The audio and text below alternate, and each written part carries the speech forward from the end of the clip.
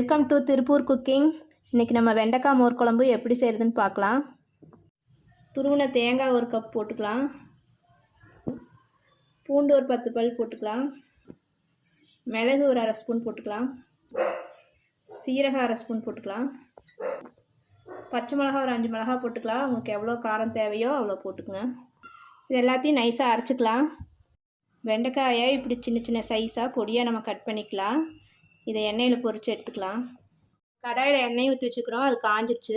இதில் வெண்டைக்காய் போட்டுக்கலாம். வெண்டைக்காய் இப்படி எண்ணெயில் போட்டு ஒரு 2 நிமிஷத்துக்கு இப்படி ஃப்ரை பண்ணிக்கோங்க. கொஞ்சம் மொறுமொறுன்னு வந்தால் தான் நல்லாயிருக்கும். நாங்கள் வெண்டைக்காய் இந்த அளவு மொறுமொறுன்னு இருக்கணும். மொறுமொறுன்னு இல்லைன்னா கொஞ்சம் டேஸ்ட் இருக்காது. இப்போ எல்லா வெண்டைக்காயும் இப்படி எண்ணெயில் போட்டு பொரித்து எடுத்தாச்சு. இனி தாளிச்சிக்கலாம். கடாய் அடுப்பில் வச்சிட்டோம். எண்ணெய் 3 ஸ்பூன் ஊற்றிக்கலாம்.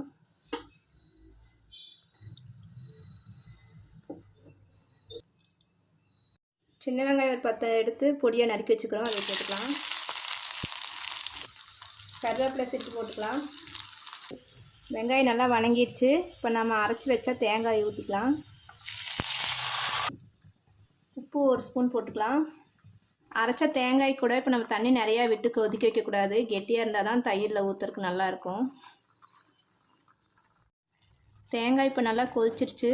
இது நீ அடுப்பு ஆஃப் பண்ணிடலாம். இந்த அளவு கெட்டியாக இருக்குது பாருங்கள். தயிர் ஒரு கப் எடுத்துக்கலாம். இதை ஒரு பவுலில் ஊற்றி வச்சுக்கலாம். இப்போ கொதிச்ச தேங்காய் விழுத தயிர்க்குள்ளே ஊற்றிக்கலாம். இது கூட பொரிச்ச வெண்டைக்காய் இருக்குது, அதையும் போட்டுக்கலாம். இது எல்லாத்தையும் போட்டு நல்லா கலக்கிக்கலாம். இப்போ எல்லாத்தையும் போட்டு நல்லா மிக்ஸ் பண்ணியாச்சு. இப்போ வெண்டைக்காய் மோர் குழம்பு ரெடி. வெண்டைக்காய் மோர் குழம்பு சூடான சாப்பாட்டுக்கு நல்லா டேஸ்ட்டாக இருக்கும். செஞ்சு பாருங்கள்.